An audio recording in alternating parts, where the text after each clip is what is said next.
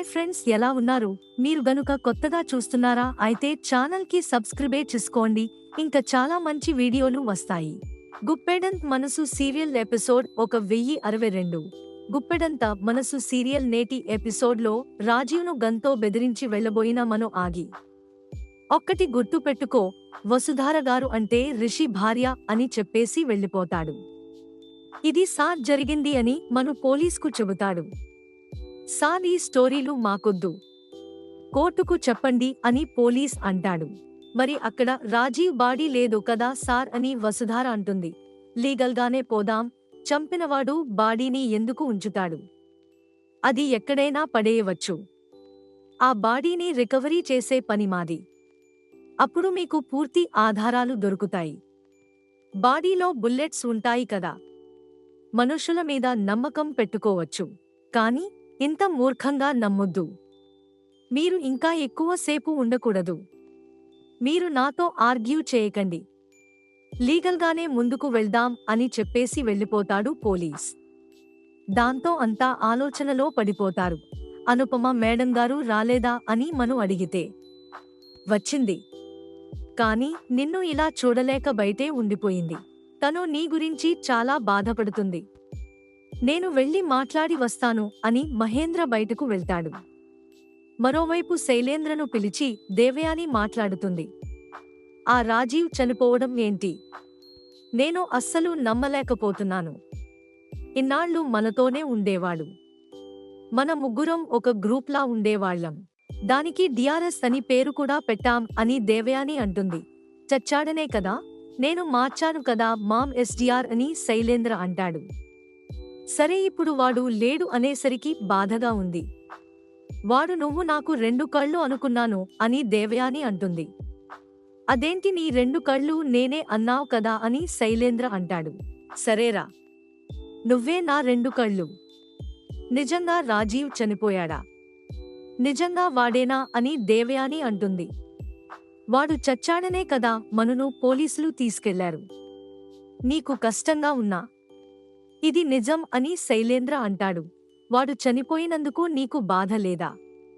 ఇన్నాళ్ళు మనకోసం పనిచేశాడు కదా అని దేవయాని అంటుంది. నాకెందుకు బాధ? అలాంటి ఎమోషన్స్ ఈ శైలేంద్రకు ఉండవని అంటాడు. దాంతో కొంపదీసి దీనిలో నీ హస్తం ఉందా అని దేవయాని అనుమానంగా అడుగుతుంది. నన్నే అనుమానిస్తున్నావా అని శైలేంద్ర అంటాడు.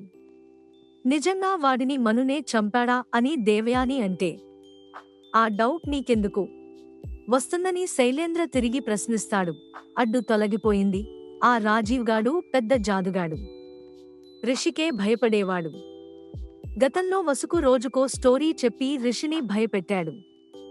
జైలు నుంచి తప్పించుకున్నాడు. అసలు రాజీవ్ను చంపింది మనునే అని దేవయాని అంటుంది. అంటే నేను చంపాను అంటావా? అదే నీ డౌటా? అయినా వాడినెవడినో చంపితే మనకేంటి? ఆ మనుగాడు బుక్కైపోయాడు. ఇప్పుడు మనకు అడ్డు తొలగిపోయింది. ఇప్పుడు మనం గమ్యం ఏంటో చూద్దాం. కావాలంటే వాడి చావుకు 2 నిమిషాలు మౌనం పాటిద్దామని చెప్పి పాటిస్తారు తల్లి కొడుకులు. మరోవైపు అనుపమతో మహేంద్ర మాట్లాడుతాడు. ఇంత డల్ అయిపోయావు, మనకు ఏం కాదు, ధైర్యంగా ఉండాలి అని మహేంద్ర అంటాడు. నాకు భయంగా ఉంది.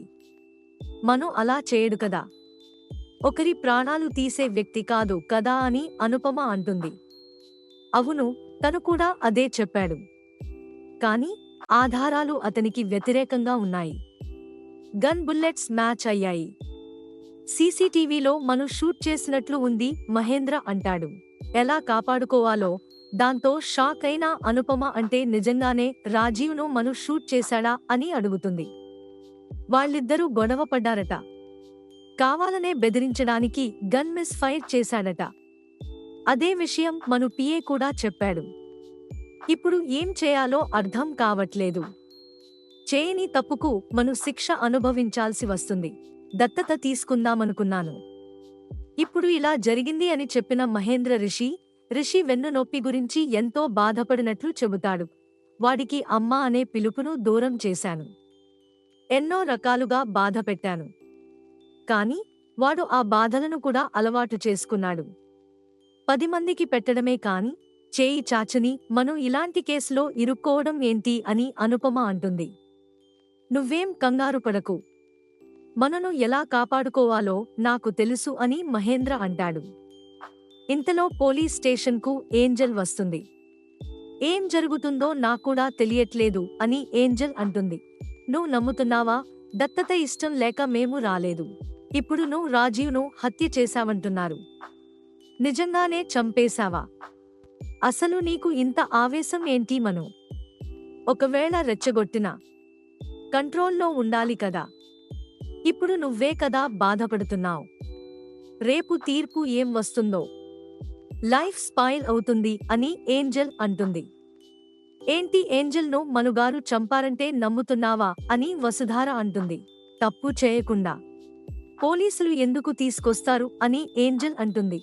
పోలీస్ స్టేషన్లో ఉన్నవాళ్లందరూ తప్పు చేసినట్లు కాదు. బయట ఉన్నవాళ్లు మంచోళ్ళు అని కాదు. కొన్నిసార్లు పరిస్థితులు అలా వస్తాయి. మను గారిని కూడా అలాగే పరిస్థితులు పగబట్టాయని చెప్పిన వసుధార జరిగిందంతా ఏంజెల్కు చెబుతుంది. ఇదంతా కాదు మను, నువ్వు నిజం చెప్పు. నువ్వు నిజంగా రాజీవ్ని చంపావా అని ఏంజెల్ అడుగుతుంది. లేదు అని మను సమాధానం ఇస్తాడు. ఇది చాలు. నాకు నీపై పూర్తి నమ్మకం ఉంది. నీ నిజాయితీపై నమ్మకం ఉందని ఏంజెల్ అంటుంది. రాజీవే డ్రామాలు, పోలీసులు నిన్ను తీసుకొచ్చిన నేను నిన్ను నమ్ముతున్నాను. విశ్వంతో మాట్లాడి పెద్ద పెద్ద లాయర్స్ను తీసుకొస్తాను. నీకు ఎలాగైనా బెయిల్ వచ్చేలా చేస్తాను అని ఏంజెల్ అంటుంది. మనుగారు షూట్ చేసినాస.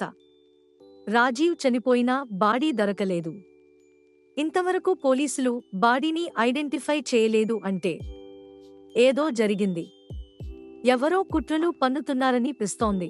ఒకవేళ మా రాజీవ్ బావే డ్రామాలు ఆడుతుండొచ్చు అని వసుధార అంటుంది. అది కూడా కావచ్చు. నాకు బాగా తెలుసు. నేను రాజీవ్ను షూట్ చేయలేదు.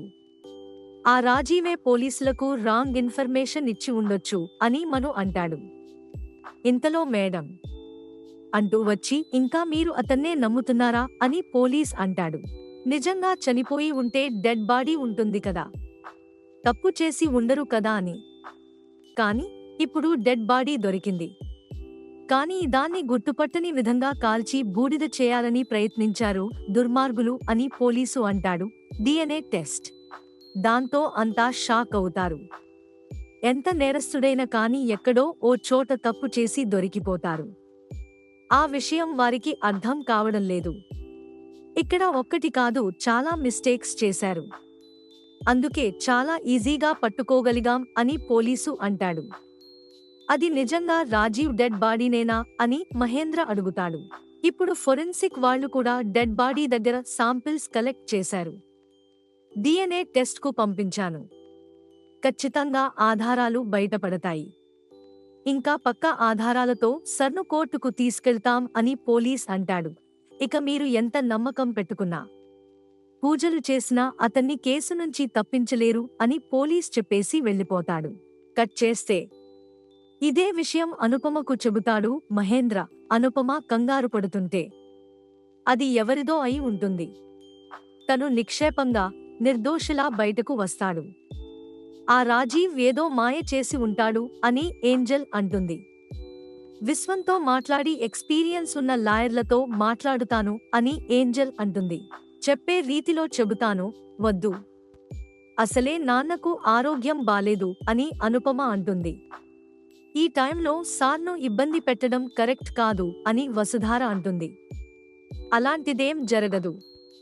ఎలాంటి టెన్షన్ లేకుండా నేను చెప్పే రీతిలో చెబుతాను కదా అని ఏంజెల్ అంటుంది. ఇంతటితో గుప్పెడంత మనసు ఈరోజు ఎపిసోడ్ ముగుస్తుంది.